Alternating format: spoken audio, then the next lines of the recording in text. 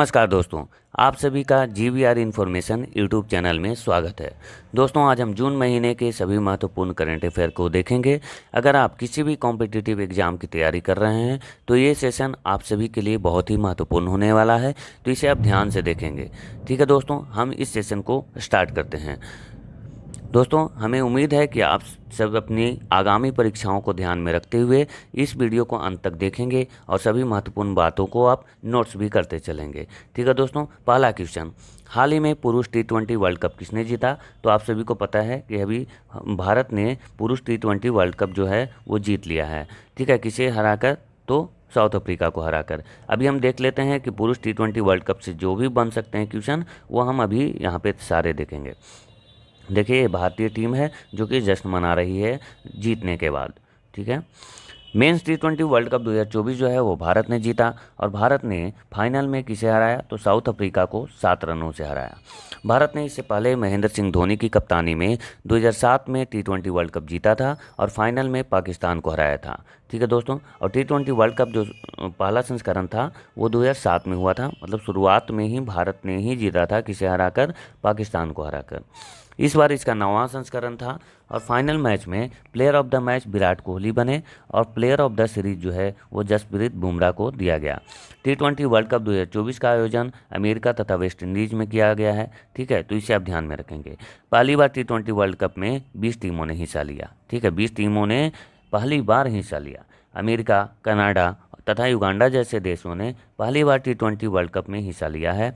और T20 world cup 2024 का brand ambassador आप ध्यान से याद रखेंगे, उसेन बोल्ट, युवराज सिंह और क्रिस गेल को बनाया गया। भारत ने 1983 में one day world cup Kapil Dev की कप्तानी में और 2011 का जो वर्ल्ड कप है वनडे का, वो महेंद्र सिंह धोनी की कप्तानी में भारत ने जीता था। ठीक है, तो भारत ने वनडे वर्ल्ड कप जो कि 50 ओवर वाले हैं वो दो बार जीते, 1983 और 2011 में। T20 वर्ल्ड कप भी 2 बार जीते, एक बार 2007 में और अभी 2024 में। बढ़ते हैं अगले क्वेश्चन की ओर।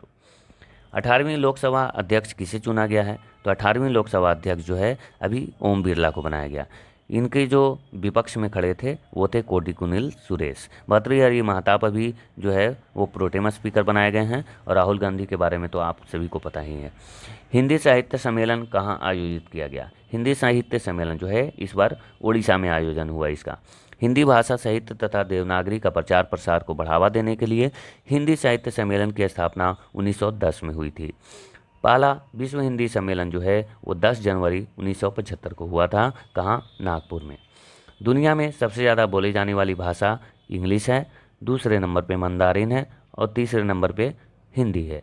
हिंदी भाषा साहित्य जो अकादमी पुरस्कार है 2023 का, वो संजीव को मिला। किसके लिए? मुझे पहचानों के लिए। विश्व हिंदी दिवस 10 जनवरी को मनाया जाता है और राष्ट्रीय हिंदी दिवस 14 सितंबर को मनाया जाता है। इसे आप ध्यान में रखेंगे। हाल ही में अंडर 17 एशियाई कुश्ती चैंपियनशिप 2024 में भारत ने कुल कितने पदक जीते हैं? तो भारत ने कुल 11 पदक जीते हैं, ध्यान रखिएगा। अंतर्राष्ट्रीय T20 क्रिकेट से किसने अभी संन्यास ले लिया है? अंतर्राष्ट्रीय T20 क्रिकेट से रविंद्र जडेजा, रोहित शर्मा और विराट कोहली, ये तीनों ने अंतर्राष्ट्रीय T20 क्रिकेट से संन्यास ले लिया है। ठीक है दोस्तों, जो डेविड वार्नर हैं, केदार जाधव और दिनेश कार्तिक, इन्होंने भी क्रिकेट से संन्यास ले लिया है, तो आप ध्यान रखिएगा। अंतर्राष्ट्रीय योग दिवस कब मनाया जाता है? अंतर्राष्ट्रीय योग दिवस 21 जून को मनाया जाता है और ये जो है पहली बार भारत ने यूएन के मंच से इसका आह्वान किया और पहली बार इसे पूरे विश्व ने 2015 में इसे मनाया। ठीक है, तो इसे भी आप ध्यान रखेंगे। दोस्तों, इस बार इसका आयोजन जम्मू कश्मीर में डल झील के किनारे किया गया और इसका थीम आप पक्का याद रखेंगे, ये पूछा जा सकता है, स्वयं और समाज के लिए योग, yoga for self and society. योग को 2016 में अमूर्त सांस्कृतिक विरासत घोषित किया गया था, इसे आप ध्यान में रखेंगे। ठीक है दोस्तों, बढ़ते हैं अगले क्वेश्चन की ओर। देखते हैं पहले कि जून महीने के और भी जो महत्वपूर्ण की जो दिवस हैं वो पहले हम देखते हैं। 1 जून को विश्व दुग्ध दिवस मनाया गया। 2 जून को तेलंगाना का स्थापना दिवस मनाया जाता है। आपको पता है कि 2 जून 2015 को जो है वो तेलंगाना एक राज्य बना था। 2 जून 2014। 3 जून को जो है विश्व साइकिल दिवस मनाया जाता है। 15 जून को विश्व पर्यावरण दिवस मनाया जाता है 8 जून को विश्व महासागर दिवस मनाया जाता है और विश्व ब्रेन ट्यूमर दिवस भी मनाया जाता है। 11 जून को अंतर्राष्ट्रीय खेल दिवस मनाया जाता है। इस बार इसकी घोषणा पहली बार की गई है, इसे आप ध्यान रखेंगे। 12 जून को बाल श्रम के खिलाफ अंतर्राष्ट्रीय दिवस मनाया जाता है, international day for child labour. ठीक है, आपको बताना है कि बाल श्रम जो है हमारे संविधान के अनुच्छेद कितना में इसका वर्णन किया गया है, यह इसका जवाब आप कमेंट बॉक्स में दीजिए। 14 जून को विश्व रक्तदान दिवस मनाया जाता है। 20 जून को विश्व शरणार्थी दिवस मनाया जाता है। ठीक है दोस्तों, तो जो महत्वपूर्ण करंट अफेयर, जो महत्वपूर्ण दिवस हैं वही मैंने यहाँ पे इंक्लूड किया है। जून 2024 में 64वीं अंतर्राष्ट्रीय चीनी संगठन परिषद की बैठक की मेजबानी किसने की? तो इसकी मेजबानी अभी भारत ने की है। ठीक है दोस्तों, वैसे क्यूबा भी हमने यहाँ पे दिया है, चीनी का कटोरा इसे कहा जाता है। पेन पिंटर अवार्ड 2024 से किसे सम्मानित किया गया है? दोस्तों, पेन पिंटर अवार्ड 2024 से अरुंधति राय को सम्मानित किया गया है। इनकी एक बुक थी the God of a small thing, इसके लिए इन्हें बुकर पुरस्कार भी दिया गया है। ठीक है, ये भारतीय लेखिका हैं जिनका जन्म जो है वो मेघालय में हुआ। कहाँ? मेघालय में हुआ। कब हुआ? तो 1961 में हुआ। ठीक है, 1961 में इनका जन्म हुआ था मेघालय में, इसे आप ध्यान रखेंगे। ठीक है, और बात करते हैं रवि कन्नन की, तो रवि कन्नन को रमन मैग्सेसे अवार्ड जो है वो 2023 से सम्मानित किया गया, रमन मैग्सेसे। और रस्किन बॉन्ड को साहित्य अकेडमी फेलोशिप अवार्ड जो है वो दिया गया। और अदिति सेन जी को जीडी बिरला अवार्ड जो है वो 2023 के लिए सम्मानित किया गया, जीडी बिरला अवार्ड से। ठीक है, तो इसे भी आप ध्यान रखेंगे। ठीक है दोस्तों, बढ़ते हैं अगले क्वेश्चन की ओर। पहले हम देखते हैं क्या, तो और भी जो महत्वपूर्ण अवार्ड हैं वो हम अभी देखेंगे। तो मिस वर्ल्ड 2024 जो है वो क्रिस्टीना प्लिस्कोवा बनी। और प्रिस्कर अवार्ड 2024 रिके यामामोटो जो कि जापान के हैं, इन्हें दिया गया। CK Naidu lifetime achievement पुरस्कार रवि शास्त्री और फारूक इंजीनियर को दिया गया। केपीपी नाम्बियार पुरस्कार एस सोमनाथ को दिया गया। और आर्यभट्ट पुरस्कार पावुलेरी सुब्बाराव जी को दिया गया। लक्ष्मू महाराज पुरस्कार 2024 जो है वो पंडित राजेंद्र गंगानाई को दिया गया। Whitley gold award 2024, Whitley gold award को ग्रीन ऑस्कर भी कहा जाता है, ये जो है पूर्णिमा देवी को दिया गया। गोल्डमैन पर्यावरण पुरस्कार 2024 जिसे ग्रीन नोबेल कहा जाता है, ये आलोक शुक्ला को दिया गया। इरास्मस पुरस्कार जो है अमिताभ घोष को दिया गया। ठीक है दोस्तों, बढ़ते हैं अगले क्वेश्चन की ओर। उम्मीद है आपको ये सेशन पसंद आ रहा होगा। अगर पसंद आ रहा है तो इसे आप लाइक कर लें और चैनल को सब्सक्राइब भी कर दें। अंतर्राष्ट्रीय बुकर पुरस्कार किसने जीता? तो इस बार जो है अंतर्राष्ट्रीय बुकर पुरस्कार जेनी एपनवेक को दिया गया। किसके लिए? तो इनकी एक बुक है काइरोस, काइरोस बुक आप याद रखेंगे, इसके लिए दिया गया। काइरोस बुक के जो ट्रांसलेटर हैं वो हैं माइकल हाफमैन। और प्राइज मनी जो है अंतर्राष्ट्रीय बुकर प्राइज पुरस्कार में वो 50,000 पाउंड दिया जाता है। ठीक है, अभी हम देखेंगे कि कितने इंडियन हैं जिनको बुकर पुरस्कार से सम्मानित किया गया और किसके लिए सम्मानित किया गया, कब सम्मानित किया गया। ठीक है, ध्यान से देखिएगा। वीएस नायपाल को इन अ फ्री स्टेट इनकी बुक के लिए 1971 में मिला बुकर पुरस्कार। सलमान रुश्दी को मिडनाइट चिल्ड्रन के लिए 1981 में इंटरनेशनल बुकर प्राइज मिला। अरुंधति राय को the God of a small thing के लिए 1997 में दिया गया। और किरण देसाई को द इनहेरिटेंस ऑफ लॉस के लिए 2006 में मिला। अरविंद अडिगा को द वाइट टाइगर के लिए 2008 में दिया गया। और गीतांजलि श्री को द टॉम्ब ऑफ सैंड के लिए 2022 में मिला। ये सिर्फ इंडियन हैं जिनको इंटरनेशनल बुकर प्राइज दिया गया। आपको ये भी ध्यान में रखना चाहिए दोस्तों कि जॉर्जी गोस्पिदिनोव को द टाइम शेल्टर के लिए 2023 का जो इंटरनेशनल बुकर प्राइज है वो दिया गया था। और अभी 2024 में जेनी एपनवेक को दिया गया, याद रखिएगा। ठीक है दोस्तों, बढ़ते हैं अगले क्वेश्चन की ओर। किस प्राचीन विश्वविद्यालय के नए परिसर का अनावरण प्रधानमंत्री नरेंद्र मोदी के द्वारा किया गया? तो इसका जो है ये नालंदा विश्वविद्यालय का जो अनावरण है वो प्रधानमंत्री नरेंद्र मोदी के द्वारा किया गया। ठीक है दोस्तों, देखते हैं बिहार के राजगीर में नालंदा विश्वविद्यालय का उद्घाटन किया गया।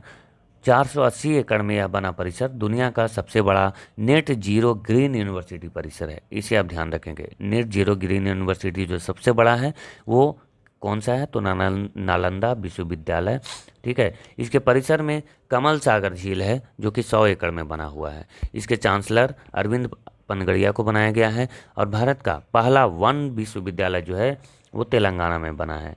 और भारत के बाहर पहला योग विश्वविद्यालय कहाँ बना है? यूएसए में। इसे भी आप ध्यान में रखेंगे। विश्व बैंक ने 2025 के लिए भारत की जीडीपी बढ़ाकर कितना कर दिया है? दोस्तों इसका राइट आंसर है 6.6%।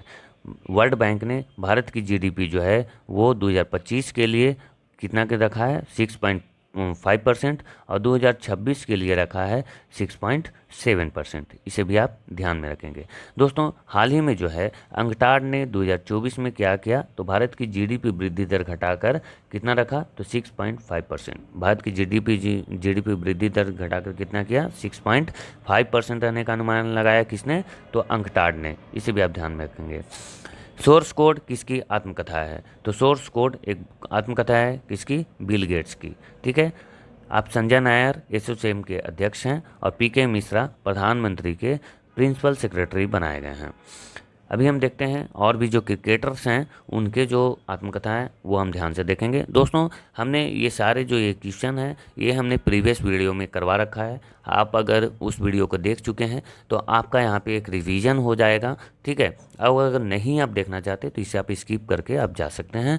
ठीक है। या फिर इसे आप बढ़ा सकते हैं, बढ़ा के भी देख सकते हैं। ठीक है। देख लेते हैं। Sachin Tendulkar playing it my way इनकी आत्मकथा का नाम है। और युवराज सिंह की आत्मकथा है the test of my life. Kapil Dev की आत्मकथा है स्ट्रेट फ्रॉम द हार्ट।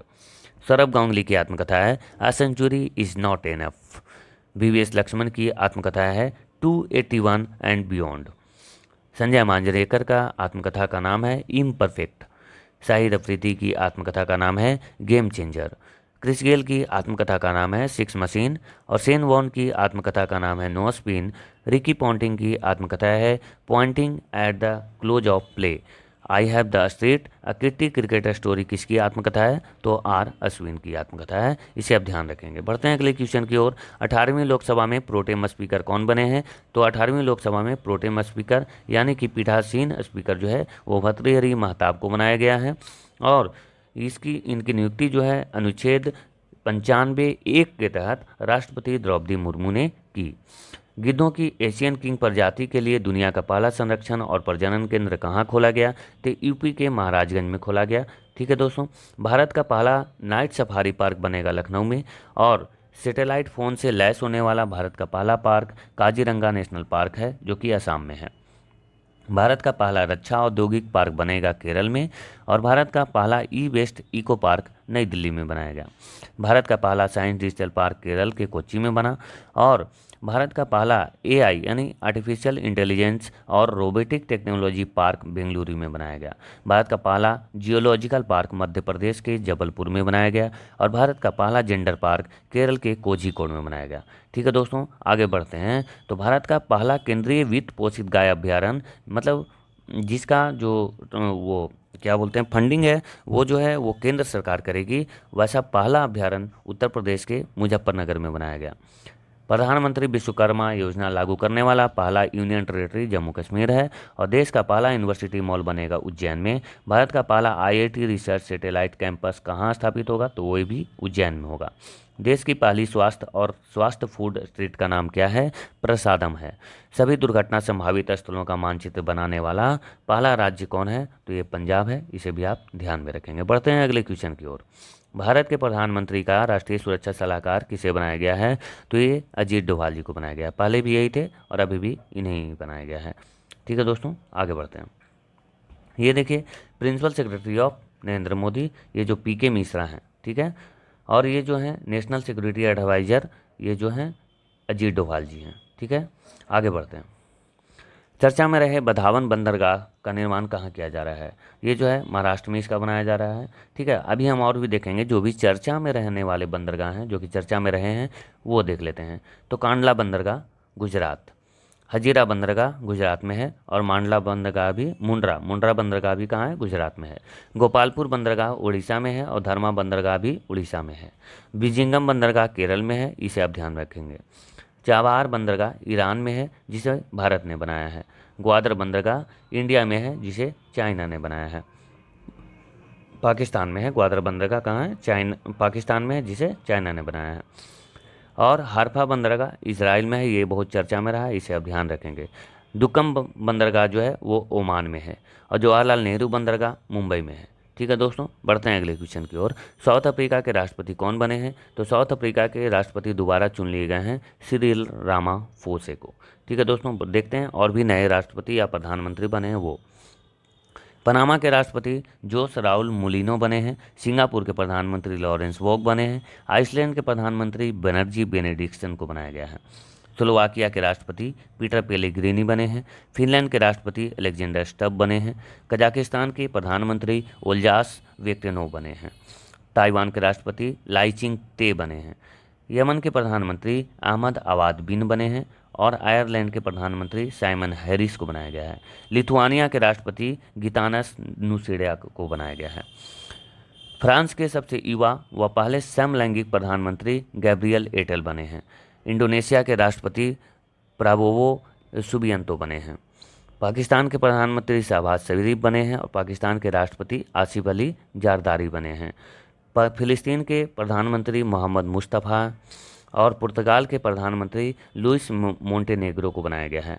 मिस्र के राष्ट्रपति अब्दुल फतेह अल सीसी हैं, जिन्हें दोबारा भी बनाया गया है।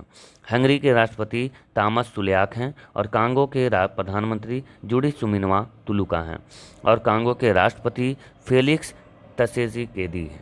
ठीक है दोस्तों, बढ़ते हैं अगले क्वेश्चन की ओर। वर्ल्ड फूड इंडिया 2024 कार्यक्रम का आयोजन कहाँ किया गया? तो इसका आयोजन जो है इस बार नई दिल्ली में किया गया। ठीक है दोस्तों, चिराग पासवान जो हैं वर्ल्ड फूड इंडिया 2024 कार्यक्रम का उद्घाटन नई दिल्ली में करेंगे और वर्ल्ड जो फूड डे है वो 16 अक्टूबर को मनाया जाता है और FAO की स्थापना जो है वो 16 अक्टूबर 1945 को हुई थी, इसलिए 16 अक्टूबर को वर्ल्ड फूड डे मनाया जाता है। FAO का मुख्यालय है रोम में। ठीक है दोस्तों, आगे बढ़ते हैं। हाल ही में नीरज चोपड़ा ने विश्व एथलेटिक्स कॉन्टिनेंटल गोल्ड टूर 2024 में कौन सा पदक जीता? तो ये गोल्ड मेडल जीता। ठीक है दोस्तों, देखते हैं नीरज चोपड़ा की और भी अचीवमेंट। अर्जुन पुरस्कार जो है नीरज चोपड़ा को 2018 में दिया गया। मेजर ध्यानचंद खेल रत्न पुरस्कार 2021 में इन्हें मिला। पद्मश्री 2022 में मिला। भाला फेंक दिवस 7 अगस्त को मनाया जाता है क्योंकि टोक्यो ओलंपिक में नीरज चोपड़ा ने 7 अगस्त को ही गोल्ड मेडल जीता था। टोक्यो ओलंपिक में नीरज चोपड़ा ने 87.58 मीटर के साथ गोल्ड मेडल और ओलंपिक में गोल्ड मेडल जीतने वाले पहले एथलीट भी बने थे। इनका सर्वश्रेष्ठ थ्रो 89.94 मीटर है, जो कि 2022 में स्वीडन के स्टॉकहोम डायमंड लीग में हासिल किया था इन्होंने। विश्व रक्तदान दिवस कब मनाया जाता है? तो विश्व रक्तदान दिवस 14 जून को मनाया जाता है और इस बार इसका थीम है दान का जश्न मनाने के 20 साल, रक्तदाताओं को धन्यवाद। 20 years of celebrating giving, thank you blood donors.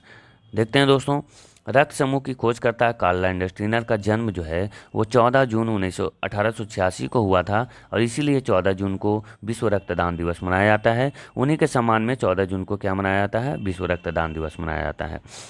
1930 में उन्हें फिजियोलॉजी या मेडिसिन के क्षेत्र में नोबेल पुरस्कार भी दिया गया था। सर्वदाता यानी कि जो सभी को रक्त दे सकते हैं, यानी यूनिवर्सल डोनर जो है वो निगेटिव है। सर्वग्राही जो सभी से ले सकते हैं रक्त, यानी यूनिवर्सल एक्सेप्टर रक्त समूह का नाम है AB पॉजिटिव। रक्त जो है एक संयोजी ऊतक है और रक्त का pH मान होता है 7.4। रक्त के अध्ययन को हिमेटोलॉजी कहा जाता है। रक्तदाब स्फिग्नोमैनोमीटर से मापा जाता है और वयस्क मनुष्य में जो 5 से 6 लीटर रक्त पाया जाता है। कौन सा विटामिन रक्त का थक्का जमने में मदद करता है? तो विटामिन K। और रक्त का थक्का जमाने वाला प्रोटीन कौन सा है? ध्यान रखेंगे, यहाँ प्रोटीन है, यहाँ विटामिन है। तो प्रोटीन का नाम है फाइब्रिनोजोन। किसकी उपस्थिति के कारण जो रक्त है वो शरीर के अंदर नहीं जमता है? तो हिपैरिन प्रोटीन के कारण। रक्त शरीर के अंदर नहीं जमने में ये सहायक है हिपैरिन। ठीक है दोस्तों, बढ़ते हैं अगले क्वेश्चन की ओर। वैश्विक शांति सूचकांक 2024 में भारत को कौन सा स्थान प्राप्त हुआ है? तो वैश्विक शांति सूचकांक 2024 में भारत को 116वां स्थान प्राप्त हुआ है। ग्लोबल पीस इंडेक्स 2024 जो है institute of economic and peace द्वारा जारी किया जाता है। टॉप पे आइसलैंड रहा है। ठीक है दोस्तों, करप्शन परसेप्शन इंडेक्स में भारत का स्थान जो रहा वो 93वां रहा। टॉप पे डेनमार्क रहा। वर्ल्ड हैप्पीनेस इंडेक्स में भारत का स्थान 126वां है। टॉप पे फिनलैंड। और ग्लोबल फायर पावर इंडेक्स में भारत को चौथा स्थान मिला। टॉप पे अमेरिका रहा। बिजनेस इन्वायरमेंट रैंकिंग 2024 में भारत को 51वां स्थान प्राप्त हुआ, टॉप पे रहा Singapore.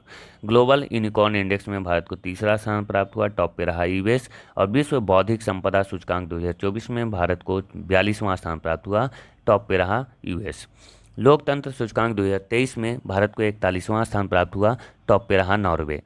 Global gender gap index हाल ही में जारी किया गया, इसमें भारत का स्थान 129वां रहा। भारत ने 2023 में एफडीआई में 43% की गिरावट दर्ज की और विश्व में जो है भारत का स्थान कैमा रहा, 15वां रहा, जो कि अंकटाड ने जारी किया है। इसे भी आप ध्यान रखेंगे। हाल ही में खीर भवानी मेले का आयोजन कहाँ किया गया? तो खीर भवानी मेले का आयोजन जम्मू कश्मीर में किया गया। जम्मू कश्मीर में बंगास वैली, हैरत, कचौथ, सरस, गोल मेला और हर्बल मेला का आयोजन भी किया जाता है। देखते हैं प्रमुख मेले जो कि कहाँ कहाँ आयोजन किया जाता है। अंतर्राष्ट्रीय सूरज कुंड मेला का आयोजन हरियाणा में किया जाता है, इस बार इसका आयोजन फरीदाबाद में किया गया। अम्बुबाची मेला असम में होता है और मेधराम यात्रा मेला का आयोजन तेलंगाना में किया जाता है। कुंभ मेला हरिद्वार, प्रयागराज, उज्जैन, नासिक में इसका आयोजन किया जाता है। पुष्कर मेला का आयोजन राजस्थान में होता है। नौचंडी मेला मेरठ में, गंगा सागर मेला पश्चिम बंगाल में और सरस मेला जम्मू कश्मीर में और सरस आजीविका मेला गुरुग्राम हरियाणा में। ध्यान में रखेंगे इसे। श्रावणी मेला देवघर में आयोजन होता है झारखंड में। हेमिस गोम्पा मेला लद्दाख में होता है। ऐसे जो हेमिस राष्ट्रीय पार्क भी है वो भी कहाँ है? तो वहीं है। झींगा मेला पंजाब में इसका आयोजन किया जाता है। ऑरेंज त्यौहार नागालैंड में मनाया जाता है। सोनपुर मेला बिहार में लगाया जाता है और लक्की मेला राजस्थान के सीकर में आयोजन किया जाता है लक्की मेला का। हाल ही में G7 की अध्यक्षता किस देश ने की? तो G7 की अध्यक्षता इटली ने की। दोस्तों America, Canada, Germany, Japan, Britain, France तथा इटली जो हैं वो G7 के जो मेंबर हैं। भारत जो है इसका मेंबर नहीं है, फिर भी भारत को अतिथि के रूप में बुलाया जाता है।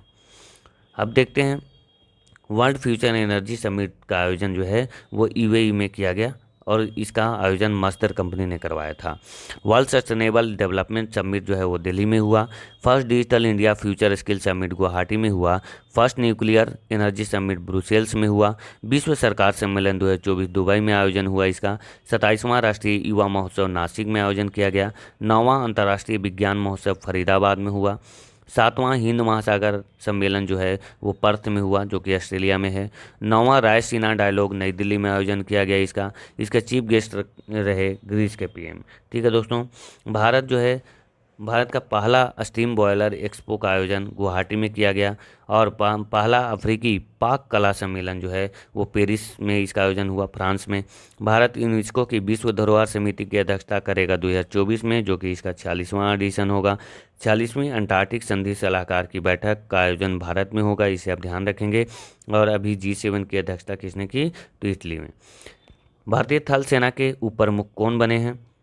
दोस्तों भारतीय थल सेना के उप प्रमुख जो हैं NS राजा सुब्रमण्य को बनाया गया है। उपेंद्र द्विवेदी जो है अभी थल सेना के प्रमुख बनाए गए हैं। दिनेश कुमार त्रिपाठी नौसेना के जो है वो प्रमुख बनाए गए हैं। ठीक है दोस्तों, तो इसे आप ध्यान रखेंगे। एयर चीफ मार्शल विवेक राम चौधरी। हाल ही में उड़ीसा के मुख्यमंत्री कौन बने हैं? तो उड़ीसा के मुख्यमंत्री बने हैं मोहन चरण मांझी। अभी देखेंगे हाल ही में जो भी मुख्यमंत्री बने हैं वो एक बार देख लेते हैं। आंध्र प्रदेश में चंद्रबाबू नायडू मुख्यमंत्री बने हैं। उड़ीसा में मोहन चरण मांझी बने हैं और अरुणाचल प्रदेश के मुख्यमंत्री पेमा खांडू बने हैं। मध्य प्रदेश के मुख्यमंत्री मोहन यादव को बनाया गया है। राजस्थान के मुख्यमंत्री भजन लाल शर्मा बने हैं। सिक्किम के मुख्यमंत्री प्रेम सिंह तमांग बने हैं। झारखंड के मुख्यमंत्री चंपई सोरेन को बनाया गया है। हरियाणा के मुख्यमंत्री नायब सैनी हैं। छत्तीसगढ़ के मुख्यमंत्री विष्णुदेव साई हैं और मिजोरम के मुख्यमंत्री लालदुमुहा हैं। तेलंगाना के मुख्यमंत्री रेवंत रेड्डी को बनाया गया है। ठीक है दोस्तों, बढ़ते हैं अगले क्वेश्चन की ओर। भारतीय सेना के नए प्रमुख कौन बने हैं? दोस्तों भारतीय सेना के नए प्रमुख उपेंद्र द्विवेदी को बनाया गया है ना। इन्होंने किसका स्थान लिया? तो मनोज पांडे का स्थान लिया। और दिनेश कुमार त्रिपाठी जो हैं वो क्या बने हैं? नौसेना प्रमुख बने हैं और इन्होंने R हरि कुमार का स्थान लिया। ठीक है दोस्तों, आगे बढ़ते हैं। ये रहे लेफ्टिनेंट जनरल उपेंद्र द्विवेदी जी। ठीक है, तो आप इसे देख लीजिएगा। हाल ही में संयुक्त राष्ट्र ने अंतर्राष्ट्रीय खेल दिवस किस दिन मनाने की घोषणा की है? तो अभी हमने देखा था 11 जून को। ठीक है दोस्तों, अभी और देखते हैं कि जो दिवस पहली बार मनाया गया है वो हम देख लेते हैं फटाक से। राष्ट्रीय स्टार्टअप दिवस 16 जनवरी को घोषणा किया गया है और इसे मनाया भी जाएगा। पराक्रम दिवस 23 जनवरी को मनाया जाता है। अंतर्राष्ट्रीय महिला न्यायाधीश दिवस 10 मार्च को मनाया जाता है। इस्लामोफोबिया दिवस 15 मार्च को मनाया जाता है। पहला अंतर्राष्ट्रीय शून्य अवशिष्ट दिवस 30 मार्च को मनाया जाता है। मरखोर दिवस 24 मई को मनाया जाता है। मरखोर पाकिस्तान का राष्ट्रीय पशु है। विश्व फुटबॉल दिवस 25 मई को मनाया जाता है। भाला फेंक दिवस 7 अगस्त को मनाया जाएगा। नीरज चोपड़ा ने इस दिन ओलंपिक में गोल्ड मेडल जीता था भारत के लिए। राष्ट्रीय अंतरिक्ष दिवस 23 अगस्त को मनाया जाएगा, क्योंकि 23 अगस्त को चंद्रयान जो 3 है वो चंद्रमा के दक्षिणी ध्रुव पर लैंड किया था। विभाजन विभीषिका दिवस जो है विभाजन विभीषिका स्मृति दिवस 14 अगस्त को मनाया जाता है। और राष्ट्रीय डॉल्फिन दिवस 5 अक्टूबर को मनाया जाएगा। अंतर्राष्ट्रीय देखभाल एवं सहायता दिवस 29 अक्टूबर को मनाया जाएगा। अंतर्राष्ट्रीय बायोस्फीयर रिजर्व दिवस 3 नवंबर को मनाया जाएगा। जनजातीय गौरव दिवस 15 नवंबर को मनाया जाएगा। विश्व सतत परिवहन दिवस 26 नवंबर को मनाया जाएगा। मैत्री दिवस 6 दिसंबर को मनाया जाएगा। वीर बाल दिवस 26 दिसंबर को मनाया जाएगा। महामारी की तैयारी का अंतर्राष्ट्रीय दिवस जो है वो 27 दिसंबर को मनाया जाएगा। भारत अपना जो है डीप सी मिशन शुरू करने वाला कौन सा देश बना? डीप सी कहने का मतलब समुद्र के अंदर बहुत ही गहराई में जाकर के वहाँ पे जो है वो छानबीन करना, समुद्र के किनारे जो लोग रहते हैं उनकी जो आजीविका है, जो उन पे जो डिपेंडेंट है, उनके लिए जो है वो छानबीन करना, उनके लिए खोज करना। ये जो है भारत जो है ऐसा करने वाला छठा देश बन गया है। ठीक है, डीप सी मिशन शुरू करने वाला भारत का देश बना, छठा देश बन गया है। दोस्तों, ग्लोबल जेंडर गैप इंडेक्स 2024 में भारत का क्या स्थान रहा है ये आप कमेंट बॉक्स में भी बता सकते हैं। हालांकि मैंने ये क्वेश्चन पिछली बार भी पूछा था, इसका जो आंसर है वो 129वां है। ठीक है दोस्तों, आप सभी का बहुत बहुत धन्यवाद इतना देर बने रहने के लिए। ठीक है दोस्तों, अगर आपको वीडियो पसंद आया है तो एक बार लाइक ज़रूर कर दें। अगर ये पसंद आया है तो इसे आप शेयर भी करें, चैनल को सब्सक्राइब भी कर लें। ठीक है दोस्तों, जय हिंद।